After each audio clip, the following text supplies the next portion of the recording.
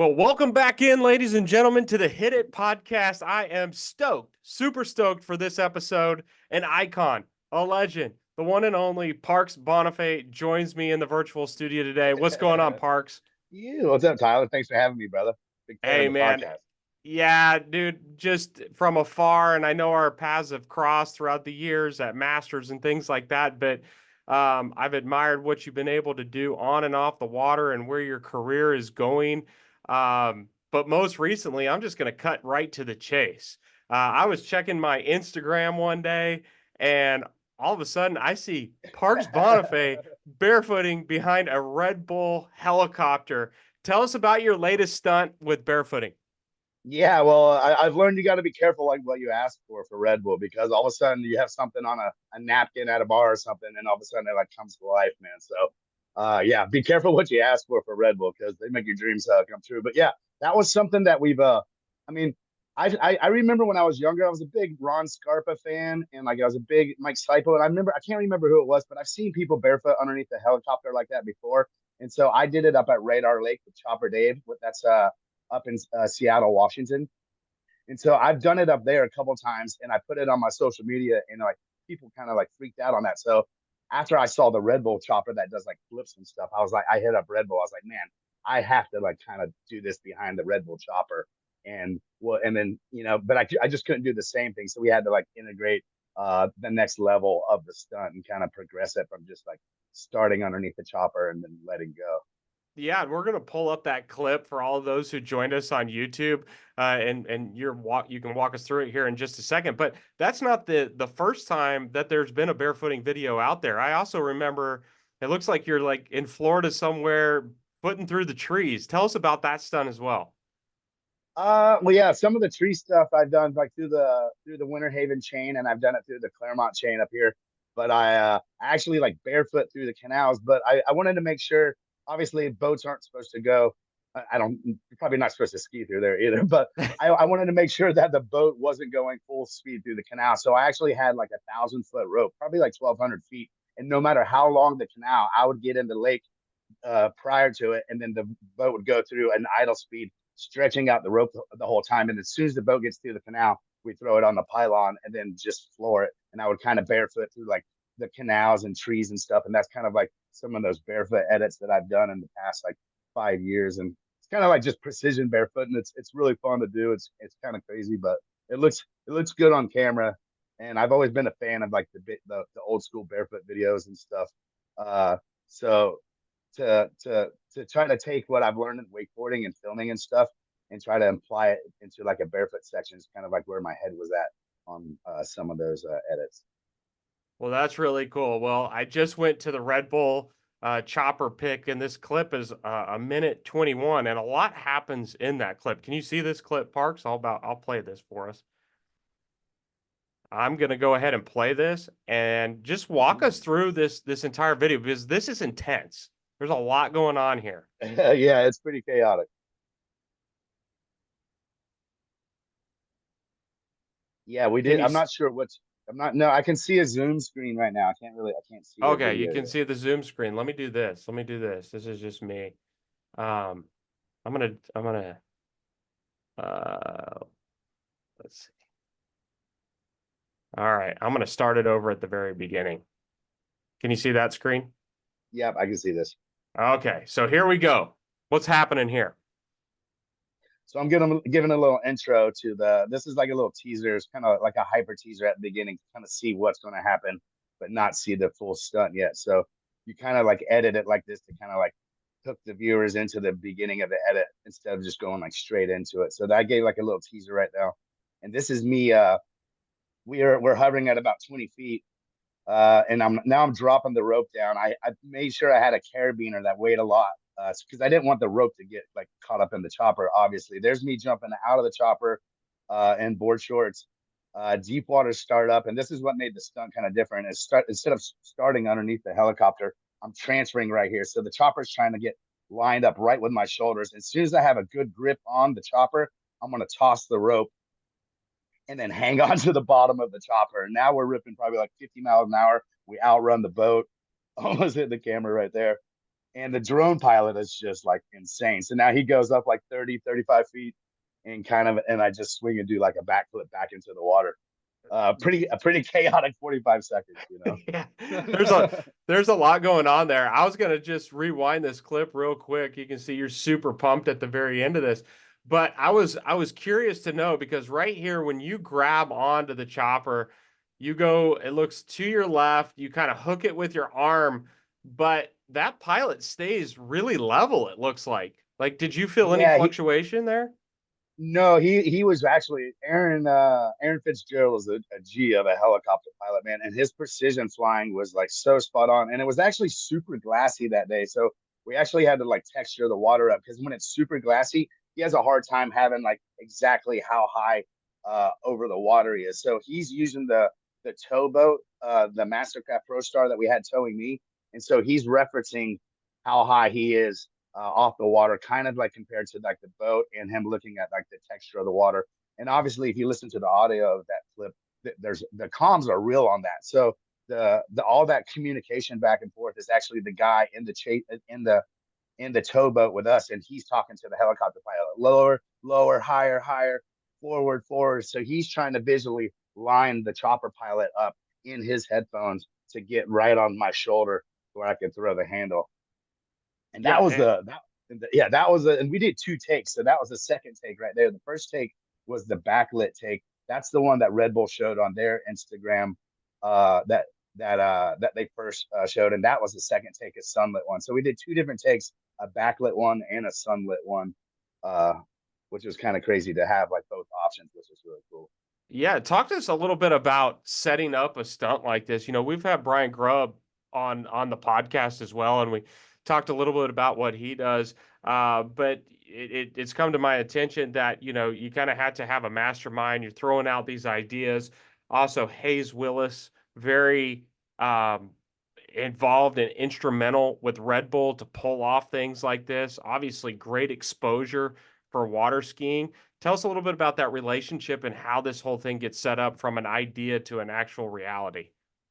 Well, yeah, you got to kind of you come up with the idea, and then if Red Bull, if they like it, then you kind of gotta walk it through the next step. You got to figure out the location. You got to have a proof of concept. I already have the video of me barefooting on the chopper, but they wanted more than that. We wanted to make sure that we could complete the stunt and complete it safely.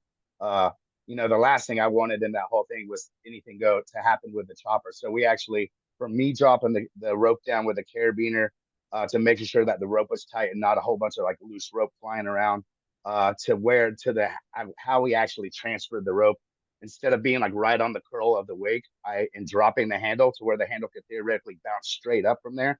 I wanted to make sure that I cut outside the wake as far as I could, so that when I drop the handle, and everyone in water skiing knows that if you cut out and drop the handle, as soon as it hits the water, it's going to get pulled back to the center of the wake. So we took some precautionary measures like that. And yeah, Hayes with Red Bull was like, he's the one who signed me back in 2001.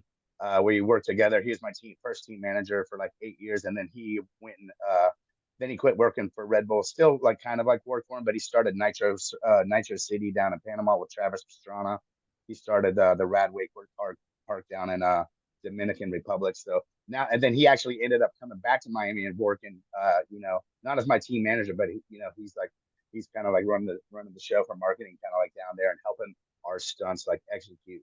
And for the fact that like what Brian Grubb did with Wake Base last year, these stunts and this one, it takes a lot of like, it just doesn't happen like right away. Like Grubb really trained for like almost like a year and a half, like learning the base jump, learning everything that he needed to do to dot the I's and cross the T's to make sure that you can complete the stunt when all the cameras are rolling and not mess it up and or get hurt or injure anyone else. Sounds good. I'm going to try to pull up the sneak peek preview of that. Oh yeah, here she Yeah, is. check that out, man. Wow, man.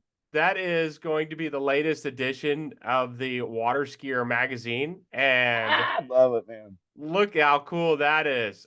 From the lettering It's on crazy that. to see. I'm so psyched that like at this crazy like one of the craziest things I have done and the craziest moment of shot, like this shot's taken by Brian Solomon, the Golden Bear, and this moment is right where this is the first take, right as I let go. And on this one, I actually didn't grab it right away. I tried to grab the skid, and I slid all the way to the back. I kind of still have some like scars on my wrist from that. But like, yeah, that, and you can see that I just let go of the handle. There's like curls in the rope. The perspective, I just love this picture just because of like you can see the rope coming from the pylon all the way down to the handle. Uh, and it's sick to see stuff in print, man. That's why I'm super psyched water skiers still in print, because you know it's sad to see wakeboarding and water skiing and and Alliance, so many old print magazines and the water sports just kind of like faded away. So the fact that we get to see this like crazy moment in print, which makes it kind of last Yeah, no, forever, it's pretty sick, man. this is an incredible cover. I mean, just like you have seen magazines throughout the years, but this is an incredible cover. Super pumped for you. I have to ask though, how did you pick out the outfit? I know I wanted to wear something Dubin, and I don't know. Okay. I thought, yeah, my buddy Phil, who's my team manager at Red Bull, I laid out a bunch of my pretty much my whole suitcase I had with Dubin, and he goes, "Yeah, let's go with the blue jailbird." Yeah, no, no, no, no. Really, really cool. I think I got one more picture here I'm going to show you. Let's see if I can pull this one up. And this is kind of in the interior of the magazine. Do you see that shot of you hanging there on the helicopter? Oh yeah, yeah, yeah, yeah. Yeah, Damn. Wow, and that's sick. yeah, executive director Kevin right there, Kevin Michael, and right next to Yeah, a MasterCraft ad. How cool is that? right. Yeah, it's perfect layup right there. Kevko's the man, man. Yeah, Kevko was actually running. I think he was driving chase ski out there, so he was running some safety stuff for us with us. So he actually had eyes on the whole thing and wouldn't pick it better. It was pretty cool that Red Bull let me kind of pick my whole crew, from the driver, chase boat driver, safety skis, all the way through. They really kind of like let me handpick the crew, and Kevko was part of it. uh yeah, and I think there's a little pull out poster in there too of me like jumping out of the Very, chopper getting ready to do the deep water start. yeah, I think that's going to be a really a big treat for people who receive this magazine to get that piece as well. And I'm going to try to pull that up. You I see think that there? I Yeah. think the deep water start and the board shorts and doing the flyer out of the chopper just in board shorts was probably the thing I was most nervous about the whole Well, thing. I have to be honest, like thinking about that parks, I go to the lake with my kids now and we're like fishing. And so I think about, when we're skiing, we're fishing and we're skiing, vice versa throughout the day. And I'm thinking about the proper weight on a bobber.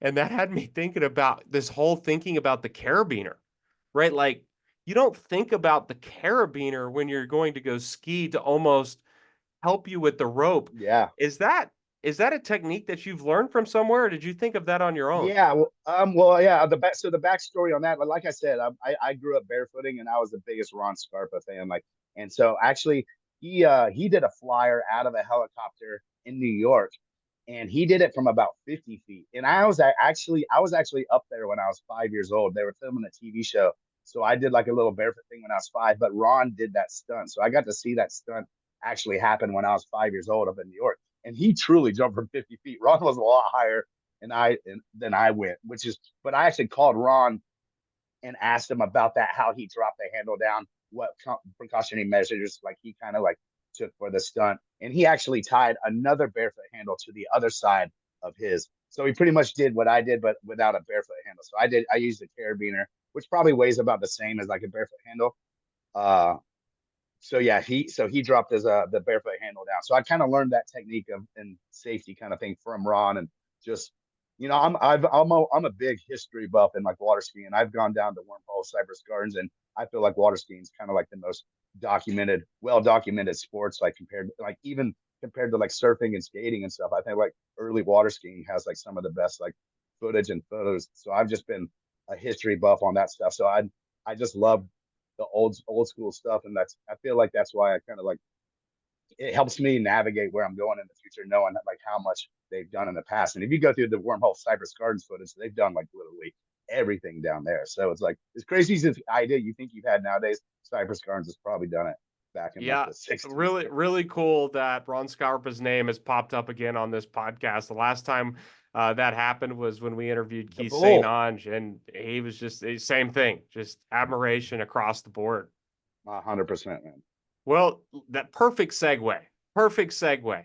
So I want to take a few steps back, maybe a few decades back, and talk about everything you've pretty much done in water sports in general. Because I think when people hear Parks Bonifay, they think wakeboarding, but that's not really how it started out. And walk us through the progression of your early years in water skiing. Yeah, well, the water skiing with the Boniface is a definitely a pastime. You know, we have footage of my grandparents skiing up in Pensacola, some of the first 16 millimeter color footage of them like building their own jumps and hitting on water skis from like the 40s and stuff. So, and then into my mom and my dad skied at Disney World back like when they opened. He skied at Cypress Gardens before that in the 60s. My mom skied there through the 70s. So they professional skiers, show skiers their whole lives pretty much. So I was kind of, me and Shane were kind of born right into it, and that's like when the first kind of fame I had in water skiing was being ski baby, and I was the youngest skier in 1982 at 6 months, 29 days old, out at Cypress Gardens, and that was on like That's Incredible back in the day, and Guinness Book of World Records. So I was just kind of, and then from there, I was just raised at Cypress Gardens. I was like, all I knew was like really good skiers, and I just watched people just do all this crazy stuff. And I just knew that when I get older, I didn't know exactly what form, but I knew that I wanted to be as good as them one day, which you had to like practice and you had to learn all different types of aspects of water skiing. So from combo skis to slalom skiing to barefooting, uh, and then into three event and stuff. Yeah, so it was kind of Yeah. barefooting was like the first thing that I really started to kind of compete at when I was like 5. Well, and a lot of our audience, at least on the three event side, would be familiar with the Pro Tour back during that time when you were really young with Cypress Oh Gardens man, folks like I'm sure like Scott Clack and Dave Reinhardt yep, with that crossover. Yeah, Dave Daughter. Dave Daughter, Scotty Clack, yeah, double wrapping up Mike Tolsman, dude. Like there's some the stuff they used to do back then, and just like I remember going like watching Saint. I think he jumped like maybe 206 and broke the record somewhere at Barnett Park up in Orlando, and just the Pro Tour stops were so electric back then, and especially for me being like 9, 10, 11 years old going to those Pro Tour stops, it was like it hit hard, man. It was like it was some of the sickest moments watching. Oh, there's B. Watching some of those skiers like do and freestyle jumping back then was just like so awesome, and slalom, and I just knew that I wanted to be a part of that. That's kind of like where it kind of like got me into three eventing is watching like Sammy, and Wade and all the guys kind of like just get into it back then. Yeah, no, it's interesting too because when I reflect on those years, the freestyle jumping portion of the Pro Tour was like as a kid. I mean, Mike Tolsman trying to do a double front flip. I mean, the amount of Yeah, momentum he was coming around to try to land that thing, just yeah. I incredible. think it's crazy to think Zane actually landed the double flip, off the Yeah. jump. Yeah, but I know, yeah, man. And Gino Yockler lived at my house back in the day, and he was a freestyle jumper on tour, and I was like Zane and Dave Briscoe pretty much taught me to wakeboard. So at the time when Zane was teaching me to wakeboard, he was doing both events, kind of like in the early days. So yeah, it was a crazy time. I'm really bummed that like freestyle jumping is not like kind of like a little bit could have like a little mini series within itself. Oh yeah, no doubt too. I mean, now I do look at some freestyle and they're like landing backwards, no problem. All sorts of stuff. So It's I awesome, man. completely agree with you. Well, let's pick up with the three event stuff. Back in that day, like you were saying, you were at Pro Tours watching Sammy Duvall, go over 200 feet on 72-inch jump skis. It was a different time. But you're also a junior looking at what what possibly could be the path forward in water skiing, and who are you skiing against as a junior at this time? Yeah. So as I kind of like swapped over from barefooting into three, then I would let's see. I think Mark Bensall taught me to like trick ski a little bit, but my main coach was Chuck Dees back in the day. We would go to Lakeland, and I would ski with Chuck Dees. Me and Joey Blakely, who was pretty much my best friend in three event back in the day. We would go to Chuck Dees probably 3 days a week. I think it was. Joey probably like went like maybe more, but yeah, we would go there early in the morning, and I just remember like just how fun it was to like hit a jump and like try to go as far as you could and like to like learn flips on trick skis. And I mean, and honestly, all the fundamentals I've got from wakeboarding and the early how I was be able to progress in wakeboarding so fast was just like it was single-handedly from like what Chuck D's like kind of taught me back then on like because it all applies the same, man. The rope tension on how you like snap it off the wake, how to actually pass the handle, your awareness, uh, and just like hitting a jump and stuff. It just made like hitting obstacles later in life, like on wakeboards, all the rails we built and stuff. It seemed like so slow and easy because I was used to hitting a jump going, 28 Sure. miles an hour, or maybe like 40 when you're like coming at it hot. But it taught me all the fundamentals and I was able to like progress so fast in wakeboarding. And it was a magical time, man, back then. Yeah, I was never really good. I didn't really win a lot. Joey always kicked my ass. And Chris Paris was who I mean, Joey probably always got second because I don't think Chris ever lost a tournament back in the day. And if you thought Chris was tall nowadays, he's just like Chris is maybe a little bit taller than all the maybe some of the water skiers, but back in when we were like 11 years old, Chris was already like 6 foot tall, and me and Joey are just like 4 foot nothing, 5 foot nothing, and so yeah, Chris So really so Chris made a Parrish stand. has always been the tower. Yeah, it was pretty safe to say. Yeah, the tower. It's pretty safe to say no one really won a slalom event back when in boys too, back in the early '90s. Yeah, no, that's awesome. So early 90s, this is a great time to pick up with this conversation because I remember being in that time. I told you about a little bit offline about my exposure to wakeboarding and water skiing at the same time, really, really young, because Tommy Phillips was running Tommy's Slalom Shop out of Colorado, but he was also starting his shop in Florida. So we would have guys like Darren Shapiro, Chet Rayleigh, Mike Ferraro, and it was a blend, right? Because you have this cool new thing called wakeboarding, but we're still slalom skiing. And then we would even host the wakeboard world championships where they were still flipping through the course on a wakeboard for an event to go around buoys. And then, it evolves to what we know now. But talk Yeah, us yep. about, yeah, it was interesting how influential three event was in those very beginning days, but then it does take its own shape. Talk us about your trajectory and how you got involved from that point forward. Yeah, I mean, wakeboard. I like you said, like watching those demos that like some of the ski events. I remember I was down in Okehili. I think it was like '94 Nationals, and Jeremy Kovac and Darren Shapiro did a demo down there. And after watching like trick skiing and then kind of see it all go down and water skiing for like past like 4 or 5 days, to watch that go, I would just remember going, my jaw was on the floor. Like I was like, what the hell is this sport, man? And that was such a crazy time to see like how big they were going. And it just seemed like I love to do flips so much on the trick ski. Like my toe pass sucked. I think it was like toe back, toe front, and I would take it off and I would just start flipping. So I love doing flips and I love hitting the jump and just going big. So I felt like wakeboarding that was going to be like for me. So my mom bought a new MasterCraft and the dealership gave a wakeboard in the package with the boat. So I started riding this wakeboard, a little Wake Tech Agro, and I was learning. I learned like 3 or 4 or 5 flips like in almost one day, just because I could do like 3 on a trick ski.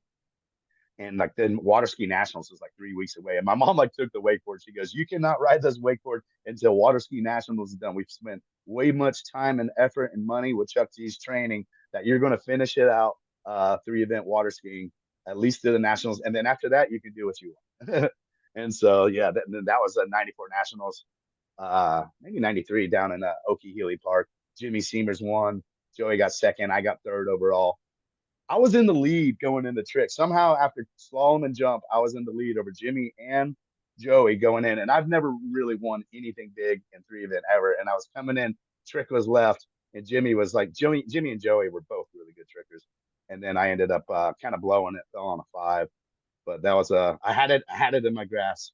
And then Jimmy ran Yeah, with it. But dropping yeah, big names right there. I mean, it's cool to see that Joey too in recent years looks like he's skiing again and really competing at a high level in slalom. And then of course Jimmy Seamers just recently inducted into the Water Ski Hall of Fame. And then yeah, man. we're Yeah. having this conversation with Parks Bonifay. That's amazing how you It's three pretty cool, found full your own way. circle, man. Yeah, Yeah. yeah, it is amazing. That's really cool to think about, man. Yeah, it's magical times, and It was really cool. One of the coolest things because switching to wakeboarding was like kind of a risk because wakeboarding wasn't like this big, huge, promising kind of like thing. Like it, like some of the people who are haters on water skiing compared it to like kneeboarding and that at the time as more of a novelty kind of sport.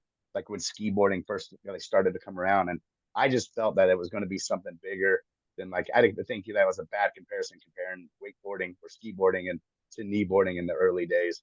And so I just that's and then after nationals, I just pretty much jumped on the wakeboard and you know, I remember a lot of my ski friends all giving me kind of like shit for like switching because we were all three eventers and stuff. But you know, it worked out cool because we would always go to the Masters. When I went to Masters as a junior, I still got to like see all my three event friends and like see their families and the mom and dads and like Regina Jacquez and like kind of like all of them. You know, it's really cool family that we were before three event, and then we still got to hang out with them and you know, John Travers and Chris Travers and stuff Sure. going up. Yeah, it's cool to see the whole fam again Well, at Masters and stuff. I always it's enjoyed that. no, yeah, and it's cool that you could go to an event like the Masters and you could see everybody, right? Everybody's there, wakeboarding, three event, Yeah. everybody's at the same spot on the same weekend. I wanted to ask you about the rise of your career because I mean, you was it the World Championships in '96? Do you win worlds in Uh, wakeboard? and when I was when I was a junior boy, like the first kind of like big contest was the '94 Worlds down in 90. Isla Morada. Okay. Yeah, that was kind of like the big first thing that I kind of won, and kind of started to get some sponsors and stuff after that. And so, I mean, your career literally goes on like this rocket ship from the mid '90s into the 2000s. I would have to think too.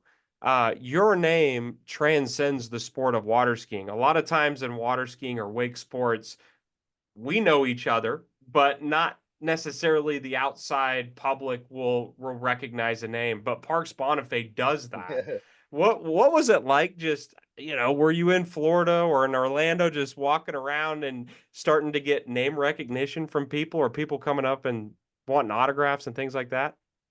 No, I mean it was I don't know, it was a crazy progress through the times of like getting on tour, winning. I mean, and winning the X Games at like 14, I feel like that kind of like helped a lot. And when wakeboarding was on the X Games and like live TV and stuff back then, I think the platform of wakeboarding was just so big back then. So I think the name kind of like transcended like through maybe through like water sports itself through like some of those X Games experiences. And I also think like me being involved with like Nitro Circus and Travis Pastrana doing a lot of those shows for the MTV shows, and then that led into the Jackass stuff that I've kind of done too. So I've been lucky enough to kind of become friends with like Travis, and like when they need some crazy like water stunts done, they'll usually hit me up and ask me for dimensions on a jump or how fast to go or whatever it may be. That's kind of like how the Jackass for everything when I hit the I don't know if you've seen that, but I hit a ski jump with a liquid CO2 rocket powered backpack, and then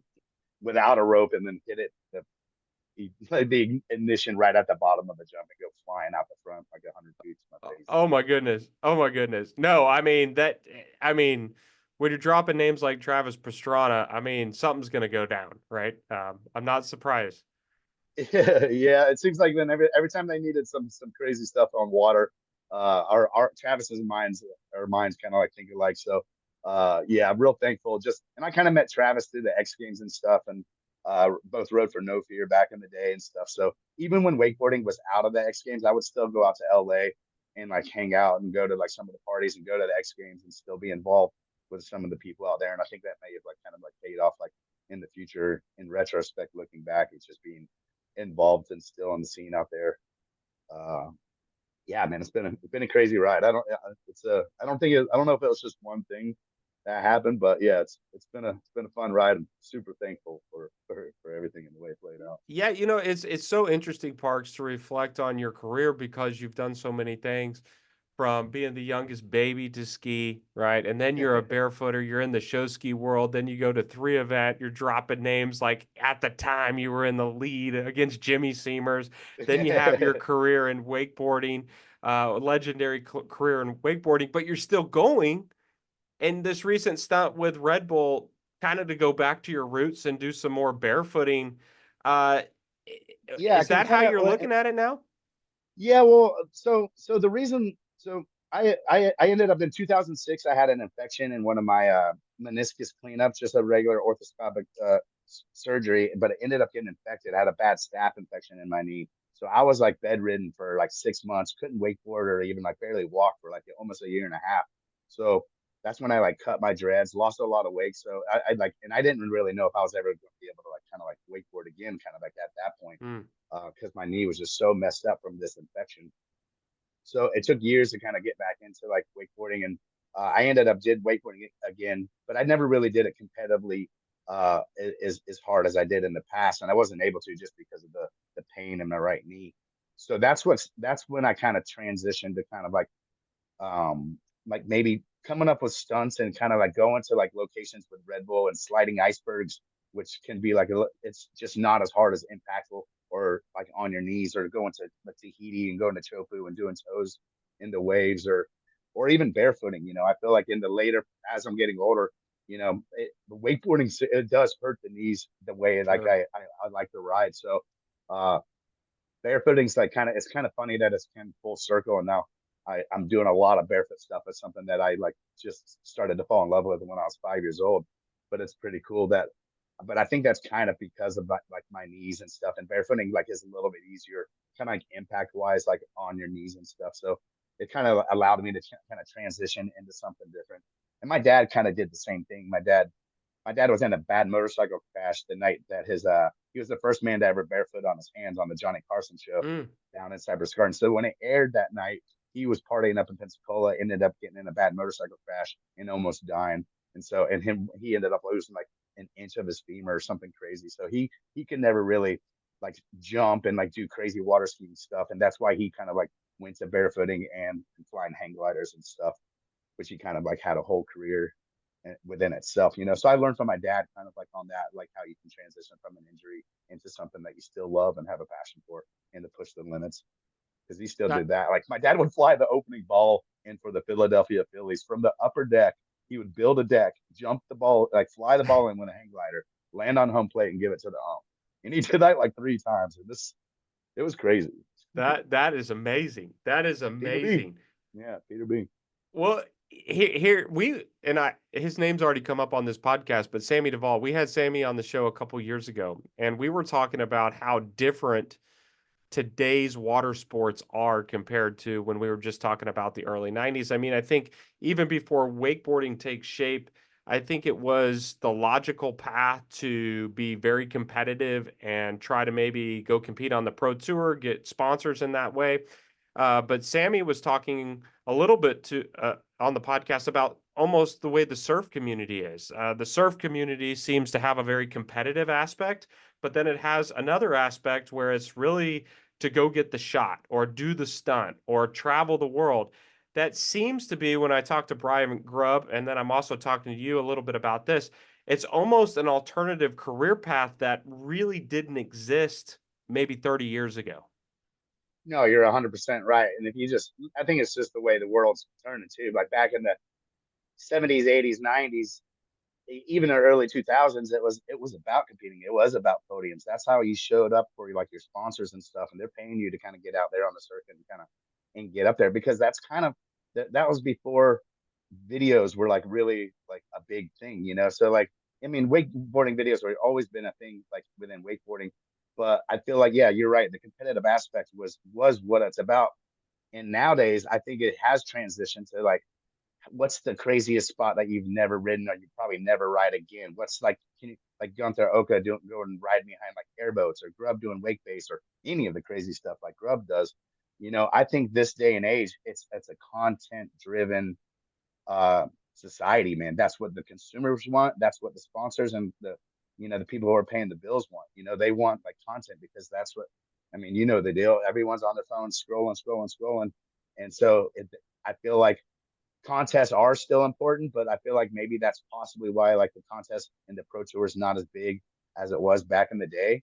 I think I don't think that so much as like the pro tour is doing like anything wrong. I think just the consumer itself absorbs content different. I don't think people driving 2 hours to a 2 day wakeboard event to go watch pros is kind of like it's feasible when you can watch it live online or just see the craziest stuff. So I think people are always trying to come up with the best, the next thing within social media and stuff to kind of like entertain. And I think that's, Red Bull does a greatest job at that, and that's kind of what I've learned and Grub has learned.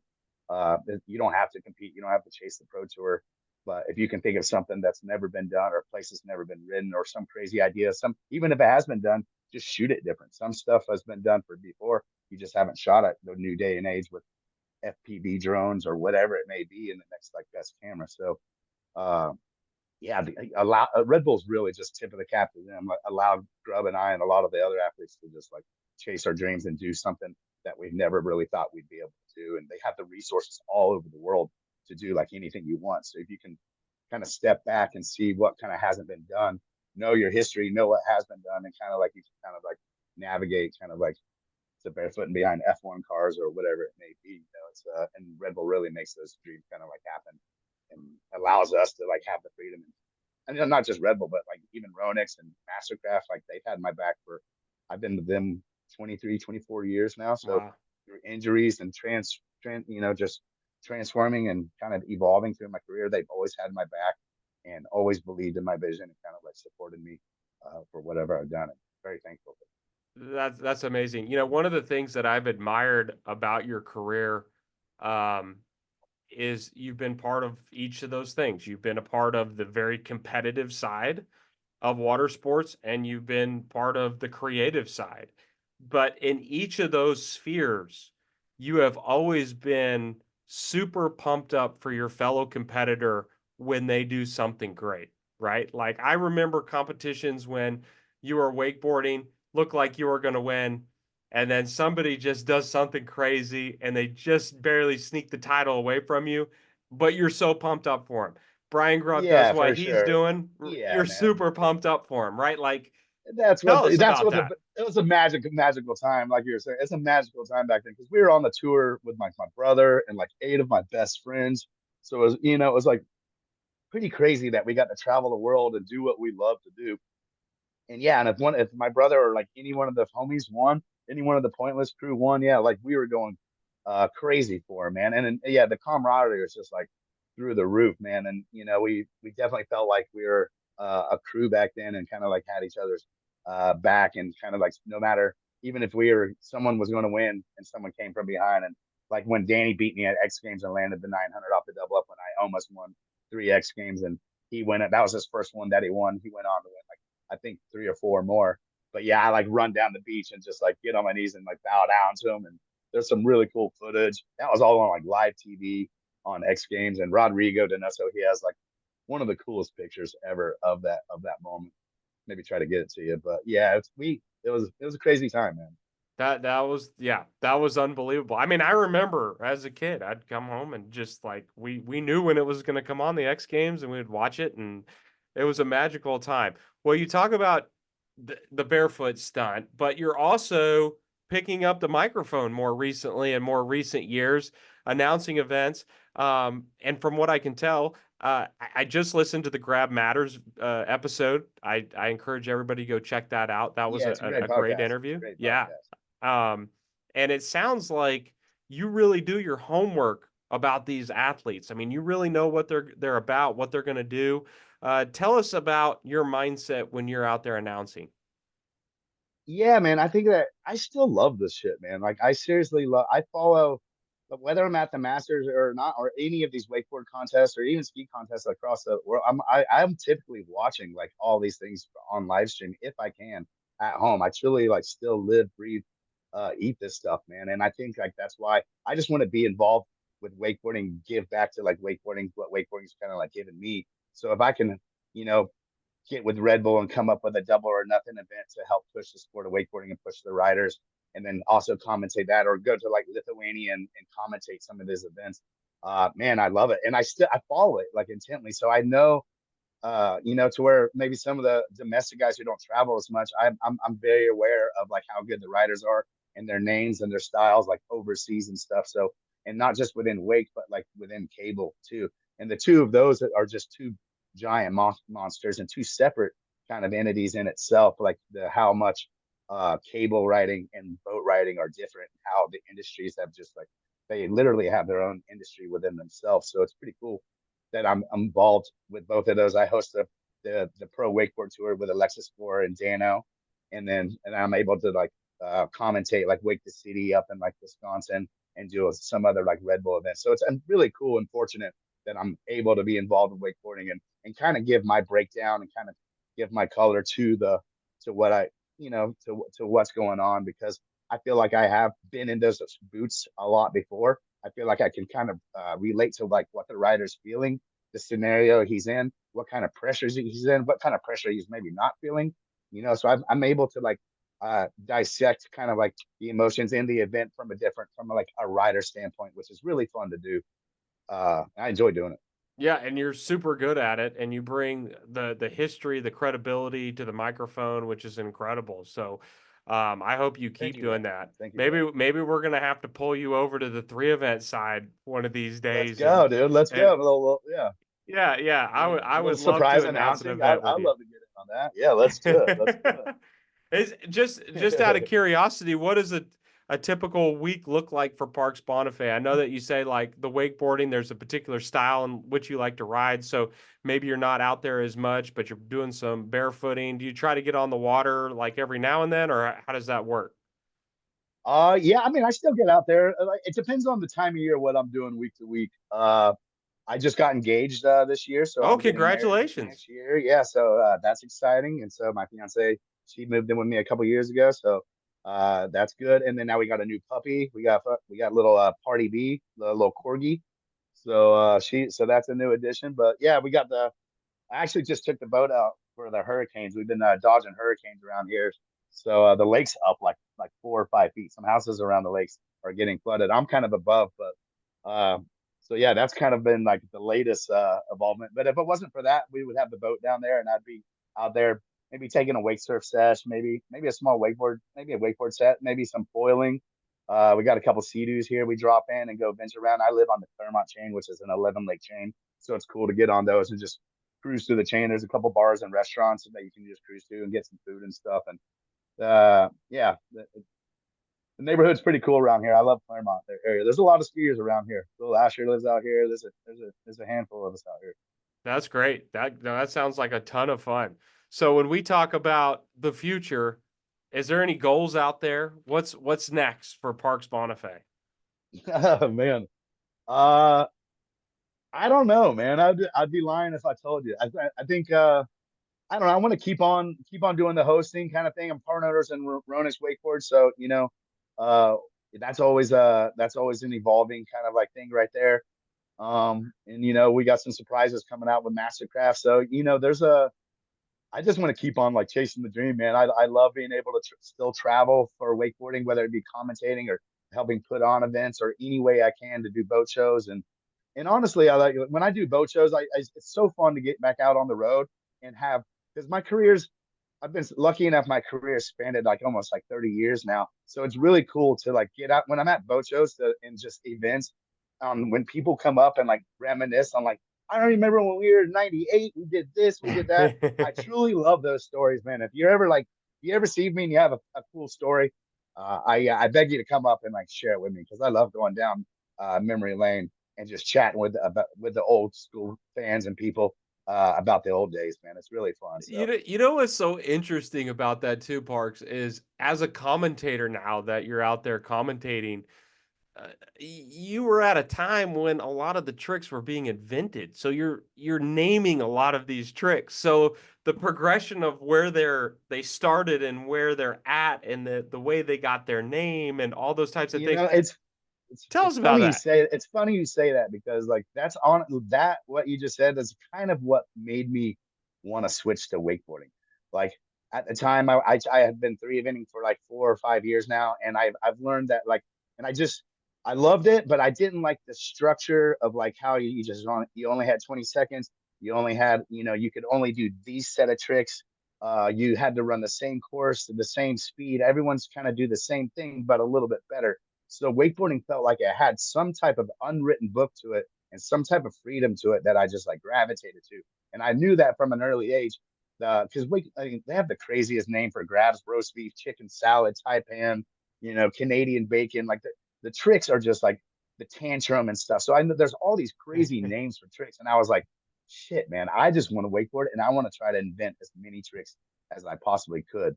And I was able to like, even when I first started wakeboarding, I was able to like try like all kind of crazy stuff. And whether I knew I was going to be close to, I would try double toe back rolls, double front flips, double tantrums, just to see what I was like close to. Because wakeboarding at 18 miles an hour, 19 miles an hour when I was little, it didn't seem like shit compared to like out the front crash on off a jump going like 40 miles an hour. So I learned from like a young age and barefooting that water couldn't really hurt me. And I learned that from barefooting and kind of like the reinventing, just like crashing. And if you know me back in the day in boys too, I crashed a lot. So like I learned to not to have a fear for water when I was like in wakeboarding. It kind of gave me like a little bit of a grit and a gear to like to go for it. Yeah, it's unquestionable. Ever since you were a little guy, no fear, like no fear. Some of those clips where you're just like, I want some more, I want some more. You know, it just Yeah. you were willing to push the envelope and push the edge, and I think that's so cool that you're still doing it after 3 decades of pushing it so hard. And I don't know if you look at it across our sport in any ways. I recently it came out a couple years ago, but I watched the Tony Hawk documentary and just Right. what his body went through to get to where he is, and the fact that he's still like going down a vert ramp was really cool. Do you ever look, across to another sport? I mean, you were involved with the X Games. You know where those guys are that you were winning those gold medals with back in the day, and just admire some of those athletes. Oh man, yeah, for sure. Like the longevity in some of those and some of the skaters and stuff and some of the dirt bike riders and stuff like Ricky Carmichael still gets out there at some of the supercrosses and just goes rips the track. So the fact that he's at his age and can just go fly through any supercross track, or Tony Hawk can get out there and still bust it out. It's pretty impressive. And you see it across like you see some old dogs in each of the sports. And I mean, I think tip of it while I'm talking about this, so you tip of the cap to Freddie Cougar. Yeah, It's pretty no doubt. impressive on like how he's still winning and still and willing to push himself and get himself into these situations at this age is just seriously impressive. And I think that's worth saying right there. And I honestly think like Kelly Slater's like the greatest Yeah. athlete like of all time.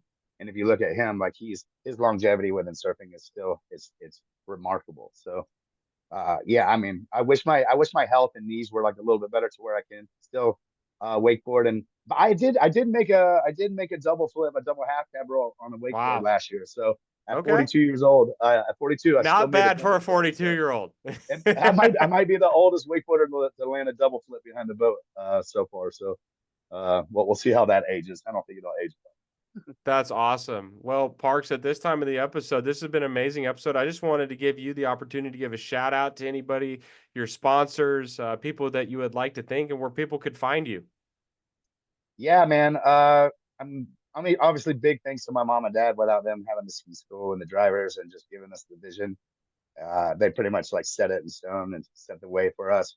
But yeah, sponsors Paul O'Brien, Herb O'Brien, Hayes Willis from Red Bull, Aaron Cloud, MasterCraft, all the crew from MasterCraft. It's I've been real fortunate enough to have like most of my sponsors for almost 2.5 decades. So yeah, thankful they all have my back. Yeah, all my friends, family, fans, man, love y'all, man. It's been a wild ride, and if you ever see me out on the road, come up and say hi. Check out my YouTube. I got like behind the scenes of the helito thing that you can see, and it's behind the scenes of like the F1 thing that we did when I barefooted behind the F1 car with Red Bull. So I'm always posting some cool different stuff, long form stuff on my YouTube. So check that out. Yeah. Awesome, And awesome. Yeah, I mean, yeah. all you got to do is jump on YouTube, type in Parks Bonifay, and all sorts of really cool stuff comes up. Well, Parks, it has been something that I've been looking forward to have this podcast, and thank you so much for coming on the Hit It podcast. And I'm super, super pumped about this cover coming out in November. Yeah, thank you. Yeah, I can't wait to see it and actually hold it in my hands. That's one of the coolest things, like getting on the cover back in the day was just actually to see it on a coffee table and pick it up with your own hands is a very special thing. And it's becoming more and more rare. And it just doesn't do the same when you swipe up and you see a sick image. It's just not the same as holding your hand and being able to do. So big thanks to Water Skier and Kefko for making that happen. And big thanks to you, Tyler, for doing the Hit It podcast, man. I think like people need to hear these stories, and you have a lot of great guests on and fun to listen to. And I appreciate you having me on, man. It's been an honor. Well, thank you. And I'm going to encourage you, Parks. We want to hear your podcast. We want you to get that It's thing fired up. something's in the works. So yeah, maybe we'll get out there. Well, thanks so much, Parks Bonifay. This is Tyler Boyd. And until next time, we're signing off. You.